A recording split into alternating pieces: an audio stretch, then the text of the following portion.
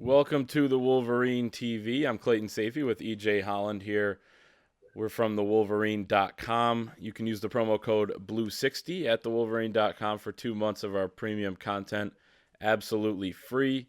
And thank you to our sponsors, Lewis Jewelers, for sponsoring this video. We are going to talk about the top 5 kids, top 5 players, EJ, that you saw down in the NFA 7-on-7 at Myrtle Beach last weekend. A kid that you have seen quite a bit, but is a top Michigan target at the wide receiver position, Tyler Morris. What did you see out of him? There was obviously some controversy with him there, and not with him, but maybe a little bit of a scuffle. Cam Newton was at this event. I think all that went viral, and most people probably saw all of that. So Tyler Morris, tell me about what you saw from him over the weekend. Yeah, Tyler Morris was awesome. He was the best overall performer I saw at the tournament, and he did it on a big time stage playing against Cam Newton's 7-on-7 team. So Cam actually runs his own 7-on-7 organization and is out there coaching. Like, he coaches at a ton of tournaments. So his team played Midwest Boom, which is Tyler Morris's team, in elimination play, and things got pretty heated. And Tyler rose to the occasion. He absolutely torched Cam Newton's team, which is filled with top level D1 guys in the secondary. And so he completely demolished them at the game winning touchdown in overtime as well. But the thing that I love about Tyler is just how technical he is. And it's so awesome to watch him run routes. Like, he is just such an advanced route runner for his age. It's pretty crazy to think how technically sound, how savvy he is, how he finds soft spots in zones, how he breaks off his routes, comes back to the quarterback, how he settles in on option routes and knows what the defense is doing. He's such a high IQ football player. And then he's just an underrated athlete. Tyler's really not a physically imposing prospect at 6 foot 175, but he's adding some good weight in the right places, and he's springy. He's a guy that has a really good catch radius, that can jump out of the gym as well. So he's a guy you can put in the slot. He's a guy you can put on the outside, and Tyler just does all the little things right. And he's the type of receiver that you just look up at the box score and all of a sudden he has 150 yards and you don't even realize it. So I love what Tyler Morris brings to the table. I think Michigan's in a really good spot to land him, and probably the overall leader right now. And bringing him in would be huge. He already has chemistry with Michigan quarterback J.J. McCarthy from their playing days at Nazareth Academy here in the Chicago area. So, yeah, Tyler went out and went against some top DBs from the South. And a lot of people, I know this because I'm from the South as well, have that narrative that kids from up north in the Northeast or the Midwest can't hang with guys from the South. And Tyler, Tyler had his way. So I don't think it really matters who Tyler's going against. He's an elite level recruit, and there's a reason why he's a top 100 recruit nationally. Yeah, he's putting on for all of us Midwesterners, which I'm going to include you in that now that you live in Chicago. So Tyler Moore is doing the work for all of us. And then a guy who you've also seen a lot, also out of the Chicago area, Caleb Brown, the Rivals 100 athlete, the number 72 player in the country. Your thoughts on him as well? He obviously is a guy that Michigan would love to have here. Ohio State also in top contention for. What'd you see from him? Yeah, Caleb, kind of the same thing. I saw Caleb last month down in Dallas, and he was the best player at the tournament against some great Southern defensive backs as well. I think this tournament, Tyler had a stronger showing, but Caleb was his usual explosive self. I've talked about him before on the show, but he's built like a running back, tremendous slot receiver. He actually rushed for 2,000 yards as a high school sophomore. But in 7-on-7, he's lightning quick. He's that type of guy that's taking over college football right now. Compact build, about 5'10", 185. He's a player that you can do so much with. Again, you can line him up in the slot. You can split him out wide. You can put him in the backfield. You can do a lot of jet sweep motions. You can do some wildcat with him. There's just so much you can do. So much you can do with Caleb Brown. You can return kicks and punts. And so I've compared him to a guy like Golden Tate, who was a running back at the high school level and obviously transitioned into a great slot receiver in college and in the NFL. So, Caleb was terrific in the tournament as well. And it's just so awesome to see both Caleb and Tyler, how they complement each other. They're completely polar opposites in their games, in their personalities. But when they're on the field together, they just create mismatches for each other. Like I said, Caleb was the top performer at the Dallas tournament, and now Tyler's the top performer at the Myrtle Beach tournament, because you can't focus on one without the other getting open. And so, it'd be huge for Michigan to land both. Right now, I would give the Ohio State the overall edge for Caleb, but, there are a lot of ties with Michigan. Wolverines have done a terrific job recruiting in Chicagoland. Caleb has a lot of respect for J.J. McCarthy, who was his 7-on-7 quarterback last year. And if Michigan's able to land Tyler, who's expected to make a decision before Caleb, I think that'll help as well, even though, Caleb's kind of off in his own world and he's not super close to anybody. Having that familiarity there with fellow Chicago guys, including AJ Henning, who's already on the roster, will help with his recruitment. So we'll just have to see how it plays out. Michigan needs to make up some ground, but he would be quite the land for the Wolverines. Sticking with the wide receiver position, Kojo Antwe is the next guy on the list. Your thoughts on him overall and what you saw over the weekend? Yeah, Kojo was impressive as well. I would say there was a top tier of Michigan target performers, and that would be Tyler, Caleb, and Kojo. They were all outstanding throughout the tournament.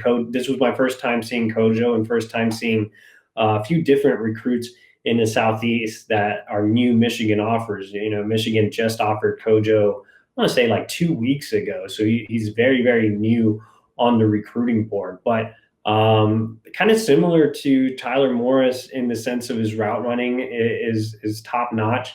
He finds ways to get open. He played on a Hustle Inc. team that was loaded with top talent from the Atlanta area, and he was the biggest standout. He was the top target on a team that, again, featured top talent from the Atlanta area, as well as, elite receivers like Denylon Morissette, who's a top 250 recruit, Oscar Delp, who's a top 100 tight end. Kojo was the best out of all of them. He was ultra productive. Again, he just found ways to get open. He has really good speed. He has some of that Southern speed. He's getting recruited by the big boys in the South, so he'll be really tough to pull out of the Peach State. But he did tell me if I'm going to a school up north, it's going to be Michigan or Ohio State. So the Wolverines making an early impression on him, but again, would be tough to pull from the South. But he was very impressive. I think overall was probably the most productive player at the tournament, even though Tyler had bursts where he just took over games. I think every single game that I saw Kojo in, he had multiple touchdowns, and he didn't really, have one dominant performance. He was just consistent in every game. Next up is Jaleel Skinner, a 2022 four-star tight end, number 155 player in the country. Michigan obviously got Louis Hansen in the last cycle. They're looking to get another top guy and maybe two in this one. Jaleel Skinner, what were your thoughts on him? Yeah, so Jaleel really impressed me just on the hoof. He is a different looking athlete. I really love the way he's built. He looks like an elite basketball player. And it's funny because he actually missed the first day of the tournament because he was playing in a high school playoff basketball game. He came back on day 2, and Cam Newton's team got bounced early. Like I said, they lost to Midwest Boom, but still getting to see Skinner move around, the way he runs at that size, the athleticism he has, it's just off the charts. He just looks so different from any other prospect there. Getting to see him in the same setting as Oscar Delp, I'm more on the bandwagon of Skinner just because I feel like his ceiling is tremendous. I feel like Oscar Delp is probably the better tight end right now and has a higher floor. But I think Skinner, if you add some weight to him and he can maintain that athleticism and that speed at that size, he can be a monster and one of the best tight ends in college football down the line. Again, wasn't really ultra productive just because he didn't play all that much since he missed the whole first day of the tournament. But he had one outstanding catch in the red zone where you were just like, oh man, this kid can really get up there and really do some things that others can't. And he just was constantly double teamed. He drew a lot of flags, and you had to pay attention to him just because he's so big and he's so athletic.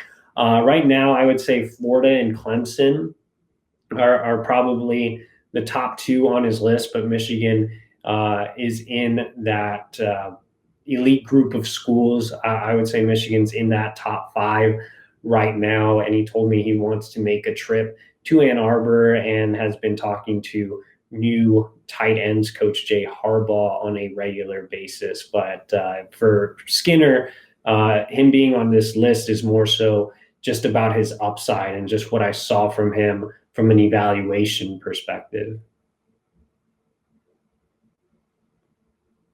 I was muted there for a second. In terms of his schools, it would be tough not to go to Florida with Kyle Pitts there. But Michigan, Jay Harbaugh has a good track record actually as a tight ends coach as well. The last guy on this list, Marcus Allen, not the former Michigan wide receiver commit that decommitted and is now at Wisconsin, but the 2022 corner, a 4-star out of Georgia. Again, we talk about it on quite a few videos when you look at some of the top targets for Michigan in the defensive backfield. Obviously, this could be, shape up to be a very good class if they're able to close with some. What do you think of Marcus Allen? Yeah, I was really impressed with Marcus Allen. Going in and seeing these guys that I had never seen before. You go in with a blank slate and an open mind, and I watched Marcus Allen closely, and he was just so impressive at his size. He's about 6'2", 165, 6'2" and a half, maybe even 6'3". I mean, he's legit. He's a legit 6'2" for sure. But he's so long. And the thing that impressed me the most about him was one, his patience, and two, how well he moved at that size. A lot of kids that are taller corners struggle with flexibility. They can't get their hips turned around. And, Marcus did. I really liked that he was able to do that. And then on top of that, he used his length to his advantage and was really impressive when his team ran some more press man coverage. With Marcus, I think it's just about adding weight. He's very, very skinny, has skinny legs, skinny torso. So he just needs to add weight to his frame and add strength to his frame as well. I think if he adds strength, he can excel even more and take that next step in being that true, tall, long, physical outside corner. And obviously, a lot of time for him to do that. But I was really impressed with him. He listed Michigan in his top 10. Obviously, the Wolverines are after a lot of high-level defensive backs, so we'll see how it all shakes out. And even then, they're still offering DBs, which is crazy. But Marcus is a guy that Mo Linguist evaluated down in the Peach State and really liked. And again, Michigan made his initial cut. Mo Linguist and those guys, they don't sleep, so they're going to continue offering guys, continue pushing for guys. Marcus Allen there rounds out the list. Those are the top 5 recruits that EJ saw down in Myrtle Beach at the NFA 7-on-7 last week. We will see everybody on the next video. Remember to check us out at thewolverine.com. Use the promo code BLUE60 for 2 months of our premium content for free. We'll see you next time.